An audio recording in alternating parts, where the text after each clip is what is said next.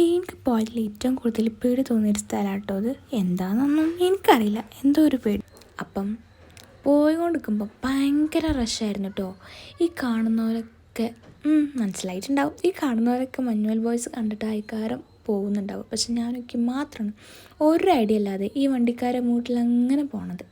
അങ്ങനെ ഞങ്ങളിവിടെ എന്തോ കണ്ടപ്പോൾ ഞങ്ങളും ഇറങ്ങി. എല്ലാവരും ഇറങ്ങണം കണ്ടപ്പോൾ ഞങ്ങളും ഇറങ്ങി. ഞങ്ങൾക്ക് ഡെസ്റ്റിനേഷൻസ് അറിയില്ലല്ലോ.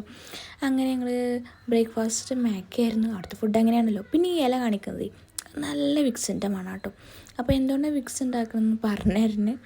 പിന്നെ ഈ കാണുന്നതാണ് ഗുണ കേവ്. ആഹാ. അപ്പം ഗുണ കേവിൽ ഭയങ്കര റഷായിരുന്നു.